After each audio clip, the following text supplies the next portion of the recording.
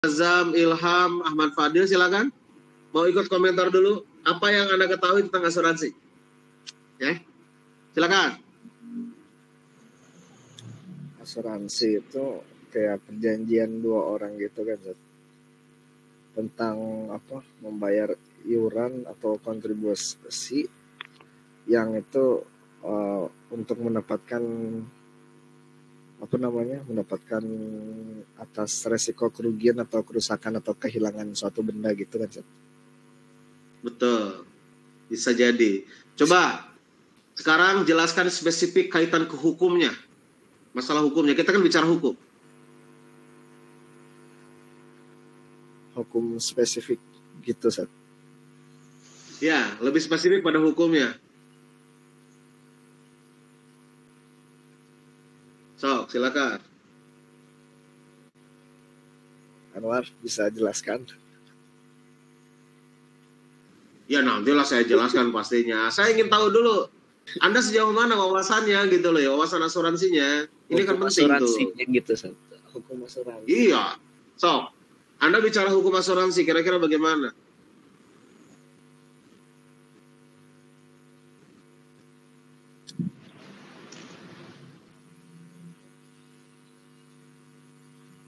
Silakan.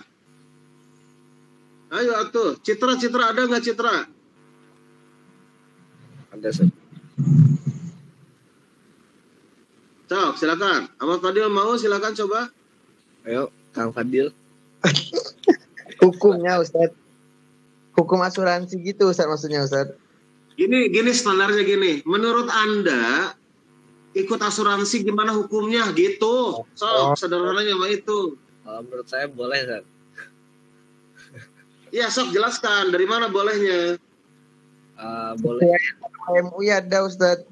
Soalnya asuransi itu kan sebagai apa namanya? Kalau misalnya kita membeli suatu barang gitu, membeli barang yang barangnya itu dari misalnya sejenis barang elektronik yang mempunyai jangka waktu yang kata mereka itu sudah ditetapkan bahwa jangka waktunya cukup panjang, memiliki umur yang panjang.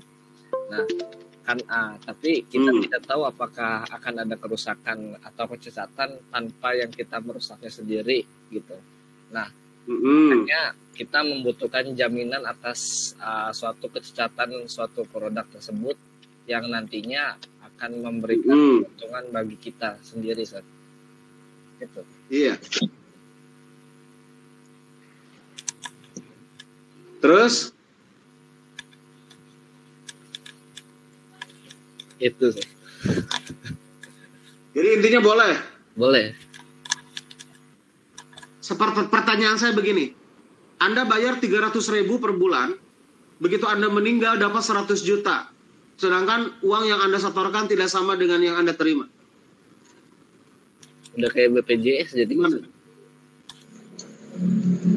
Ya, oke lah bicara BPJS oke. Maksud saya ini coba bicara dalam bentuk makro dulu. BPJS itu kan asuransi kan? Iya, Seth.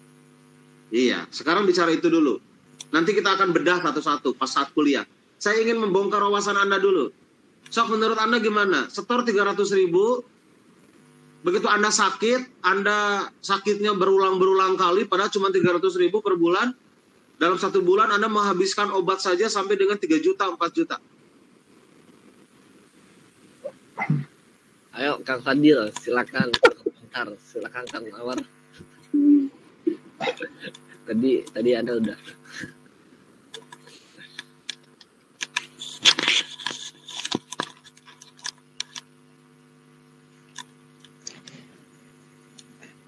Ayo, Anwar.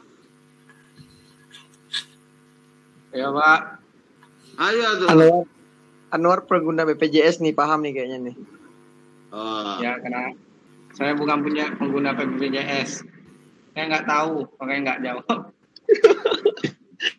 Daripada saya asal jawab, dolal nanti. Nggak apa-apa. Saya menghargai Anda asal jawab, tapi asal bener gitu.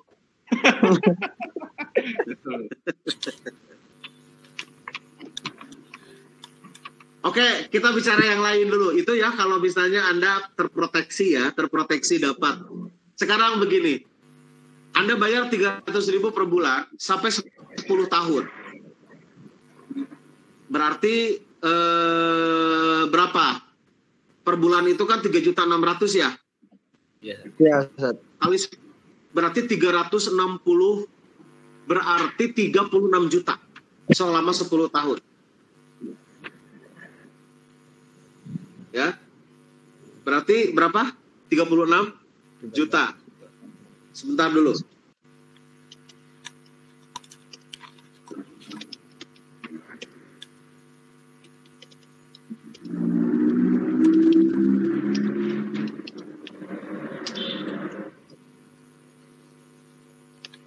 Oke. Bayangkan. Begitu, biasanya kan asuransi 10 tahun ya biasanya. Jadi tahun 11, tahun ke-12 itu bisa dicairkan.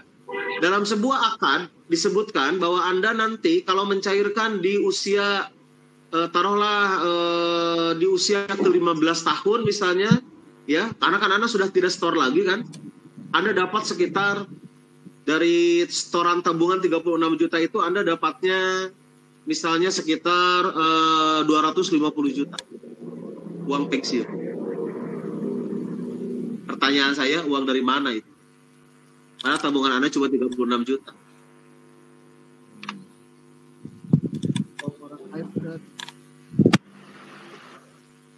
Jangan salah ya, gara-gara seperti ini, tidak sedikit para ulama mengharamkan asuransi itu karena masalah gorornya itu, ketidakjelasannya itu.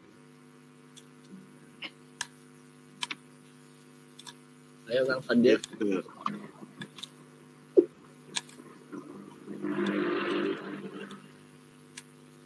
So, Anda cari solusi, ya. Anda cari solusi. Ini kira-kira seperti apa? Baik.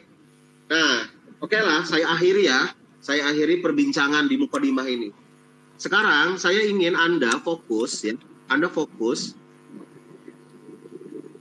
Anda harus banyak membaca tentang asuransi, ya. Sekali lagi nih, Anda harus baca tentang asuransi. Ini penting, ini makanan Anda sehari-hari ini, yang kayak begini. Ya, Anda harus mulai belajar bagaimana bisa memetakan hukum asuransi ini sesuai dengan hukum yang benar. Oke, berarti saya tugaskan Anda membaca minimal 1 referensi saja. 1 referensi. Mau dari jurnal, mau dari buku, terserah Anda. Yang penting Anda baca 1 referensi tentang apa itu asuransi. Ya, itu tugas pertama. Nanti minggu depan kita diskusinya lebih alot. Ini sekarang mukadimah dulu. Sekarang saya gambarkan. Ada yang tahu cerita Nabi Yusuf tidak? Tentang yang mana sih? Ya semua lah. Nabi Yusuf. Tahu. Nabi Yusuf. Nabi Yusuf tahu kan? Al-Kahfi itu juga. Ah, Nabi Yusuf. apa tuh? Nabi Yusuf, Ini Anda tahu surat cerita Nabi Al-Kahfi, Yusuf apanya? Hah? Yang di Anwar apa Anwar? Di surat Al-Kahfi kan, surat cerita Nabi Yusuf. Oke. Sekarang saya tanya, cerita Yusuf yang Anda tahu apa? Ceritanya. Ini ceritanya. Nabi Yusuf. Cerita Nabi Yusuf yang Di pemerintah. dia itu dibuang sama saudaranya. Oke, dibuang sama saudara. Yang lain? digoda ini kan, istri raja Ustaz. Siapa namanya? Zulekha Ustaz. Nama istrinya siapa yang menggoda Yusuf? Julfikar. Zulaikha. Zulekha Ustaz. Zulkarnain. Oh, siapa? Oh, Julaiha. Oh iya. Oke, udah mendekati. Yang lain, ada cerita apa di Nabi Yusuf? Oh, Sebagai Perdana Nabi Menteri Yusuf. kerajaan. Oke, ini udah mengerucut nih. Perdana Menteri Kerajaan. Oke, apa tuh di sana ada cerita apa? Oh, ceritanya ya. Ini lagi pandemik, Ustaz. Oh, yang Susah pandemi pangan. yang masalah mimpi, yang raja mimpi memimpikan Oke, Raja Mimpi, oke. Masalah pandemi apa? Makanan.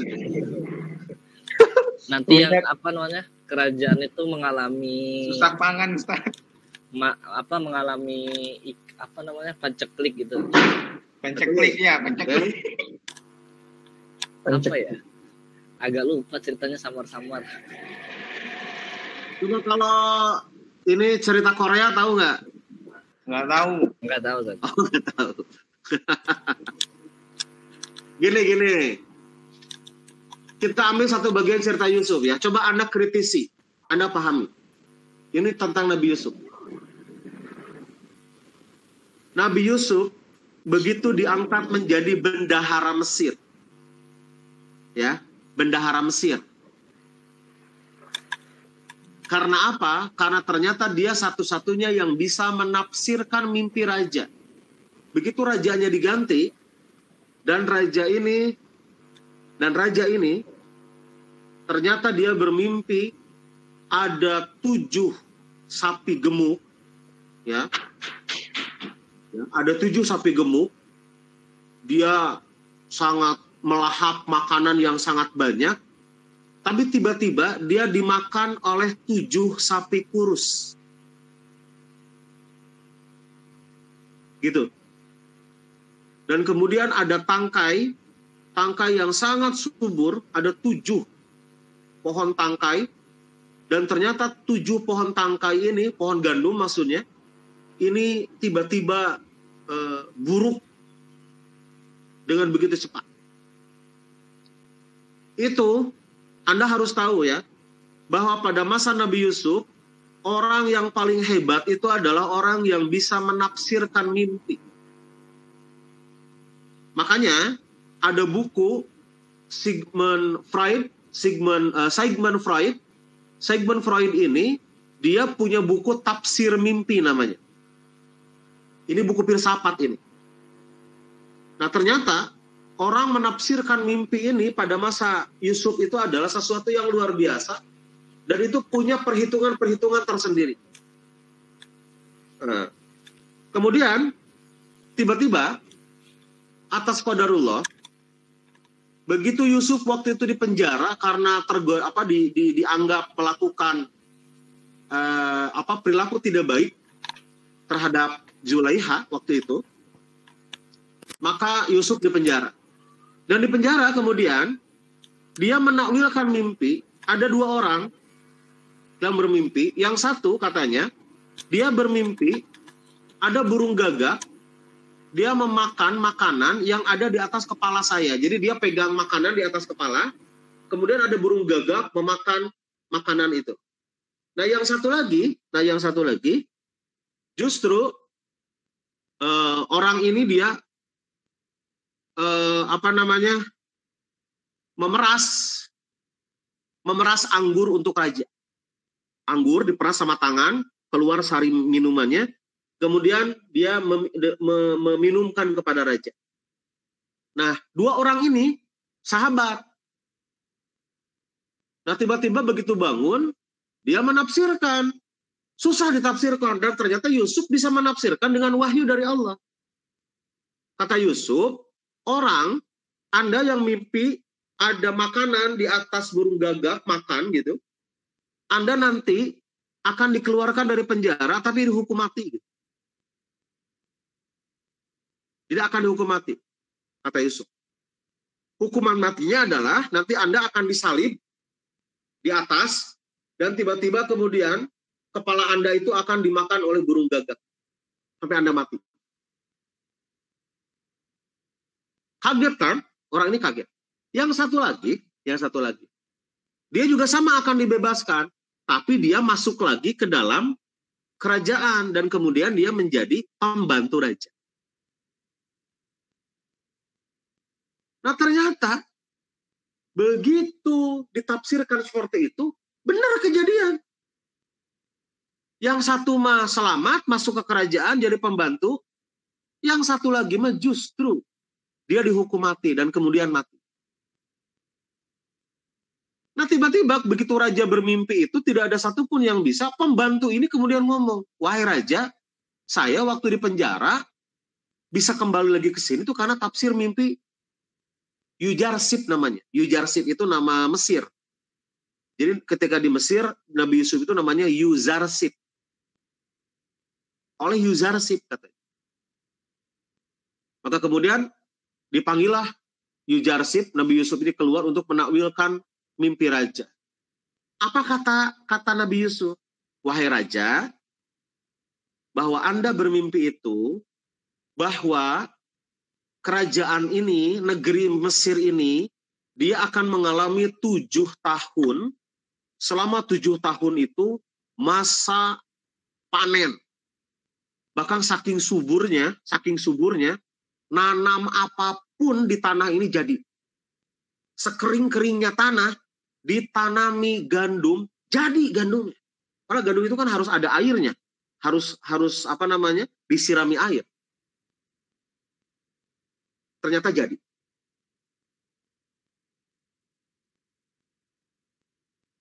Tapi selama 7 tahun itu juga kita akan mengalami paceklik. Ya, saking pacekliknya, nanam gandum di pinggir air saja nggak jadi.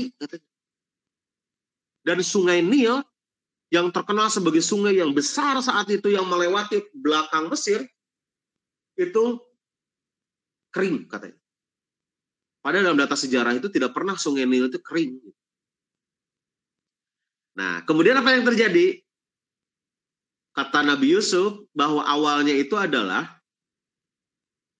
ditandai dalam minggu ini semua orang itu akan merasakan panen yang luar biasa.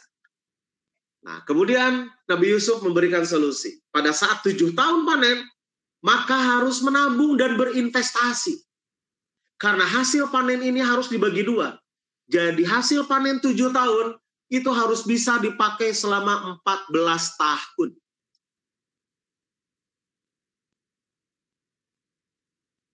Anda paham? Paham tidak? 7 tahun panen harus dipakai 14 tahun. Maka kemudian Nabi Yusuf melakukan apa caranya? Nabi Yusuf melakukan upaya setiap yang panen itu tidak boleh dimakan semua. Harus disimpan. Maka kemudian Jibril memandu Yusuf membuat sebuah lumbung gandum raksasa. Sampai berpuluh-puluh lumbung itu dibangun dalam Mesir itu. Kan Mesir itu hebat ya arsiteknya. Itu dibangun. Dan ternyata cara menimbun gandum itu tidak ditumpuk, tapi ada aturan. Dan tidak disimpan di tempat yang dingin. Jadi setiap mengambil gandum itu akan tetap terjaga aman. Dan ternyata banyak masyarakat Mesir tidak percaya dengan Nabi Yusuf, bahkan mereka memakan habis gitu. Bahkan mereka juga ada yang menimbun, tapi cara menimbun mereka itu salah. Akhirnya gandum itu tidak kuat lama. Dan Nabi Yusuf menimbun gandum itu dengan tangkainya. Jadi kalau beras itu dengan tangkai padinya, tidak padinya saja. Jadi begitu nanti diambil, tangkainya untuk binatang, untuk hewan, gandumnya untuk manusia. Itu adalah teknik berinvestasi Nabi Yusuf. Setelah ditandai begitu 7 tahun, semua membangun lumbung padi, dan masyarakat, mereka yang sadar ya, sebentar.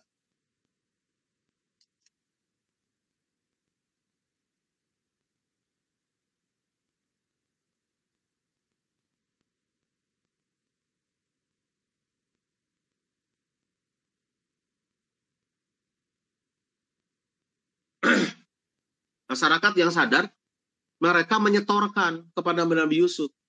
Jadi seolah-olah mereka membayar pajak kepada kerajaan. Jadi dibayar tuh semua. Dan ternyata orang-orang kaya, mereka ya ada yang bayar, ada yang tidak. Jadi ada yang percaya investasi, ada yang tidak. Pokoknya mereka menganggap investasi bodong dengan Nabi Yusuf itu. Setelah 7 tahun, datang 7 tahun berikutnya, masa paceklik yang ditandai dengan kelaparan raja, ya, dengan masa lapar raja. Tiba-tiba apa yang terjadi? Yang terjadi adalah bahwa Nabi Yusuf bisa memberikan makan tidak hanya pada bangsa Mesir, tapi negara-negara di sekitaran Mesir, mereka dibiayai oleh Mesir dan mereka bisa makan. Akhirnya menabung 36 juta selama 10 tahun, dia menikmati uang 250 juta di akhir usianya. Logisnya begitu. Nah, itu sedikit ya cerita tentang Nabi Yusuf. Ya, mudah-mudahan Anda paham ya. Inilah konsep dasar asuransi. Nah, saya tugaskan hari ini. Hari ini kuliahnya adalah Anda baca dulu buku referensi tentang Nabi Yusuf, referensi tentang asuransi, ya. Setelah saya bicara asuransi ini, ya, berikutnya nanti saya akan buatkan silabusnya. Nanti Anda akan paham kemana alur akad asuransi ini, akad apa aja yang dipakai, dan bagaimana implementasi asuransi di lembaga keuangan syariah. Ya, kalau misalnya Anda tidak baca dulu, kerepotan nanti. Kerepotannya saya ceritanya harus agak jauh, muternya lama. Makanya Anda baca dulu, ya. Oke, paham ya, teman-teman ya? Bisa dimengerti ya? Insya Allah, Ustaz. Baik. Bahwa hari ini tugasnya Anda baca dulu buku referensi, baik dari jurnal, dari apapun. Pokoknya Anda baca. Minggu nanti saya kasih silabus, kita bikin kontrak belajar, ya. Kemudian Anda laporkan hasil baca Anda. Ingat ya, Anda melaporkan hasil baca Anda. Dan Anda baca buku apa, atau jurnal apa, Anda tontonkan ke saya. Ini Tan, yang saya baca ini hasilnya. Sangat mudah kan tugasnya ya? Bisa cukup 2 tahun. Insya Allah mudah, Ustaz. Mudah kan? Cuman baca Saya tidak aja menyuruh saja. Anda menghafalkan ya. Saya hanya menyuruh Anda baca dan Anda sampaikan ke saya apa hasil baca Anda. Cukup baca aja saja. Baca aja. Anda jangan membaca hati ya. Anda membaca buku. Ya. Dari jurnal apa aja nggak apa-apa ya saja. Apa aja bebas. Buku apa aja. Yang penting asuransi. Asuransi. Siap-siap, Ustaz. Oke? Cocok ya? Klop ya? Oke. Kita ketemu nanti di di hari Selasa depan, ya. Oke. Terima kasih teman-teman semuanya. Kalau tadi kuliah dengan Ustaz A jam 6 nggak? Jam 6.20 saja. Oke, mantap. Bagus ya. Kalau bisa itu Anda jam 5 subuh, saya menawarkan itu bagus itu. Pagi sekali. Itu bagus itu. Ya, Anda nanti gini ya, tolong kalau bisa nanti setelah Ramadan Anda harus mulai nih persiapkan untuk offline ya. Kalau bisa Anda harus mulai indekos nih di kampus nih, sekitaran kampus. Karena kampus sudah selesai itu di bulan April. Oh, itu Jadi ada kelas ya. Udah pasti saja ya. Yang jauh-jauh juga, Ustaz. Iya, insya Allah bulan April itu kan gedung itu sudah selesai. Yang depan itu bisa dipakai kuliah, itu yang depan itu. Oh, Itu sudah bisa dipakai kuliah. Makanya Anda persiapkan setelah Lebaran, ya. Anda siapkan offline. Jadi nanti semester depannya lagi itu kita sudah mulai online. Makanya Anda jangan jauh-jauh dari kampus. Gitu, ya. Nanti juga sebetulnya asrama juga sedang kita masih progres ya. Kalau misalnya Anda duduk di asrama juga nanti tinggal dikondisikan. Gitu. Baik, teman-teman mahasiswa, mudah-mudahan kita ketemu di darat ya. Saya yakin wajah Anda ini wajah palsu ya. Kalau di darat itu agak cakep-cakep kayaknya itu nanti ya kelihatannya. Oke. Siap. Ya, terima kasih. Aku qouli hadza wa astaghfirullahi wa lakum. Jangan lupa tugasnya, jangan lupa bahagia dan jangan lupa sehat ya. Assalamualaikum warahmatullahi wabarakatuh. Waalaikumsalam warahmatullahi wabarakatuh. Syukron, Ustaz. Afwan. Siapa Anda?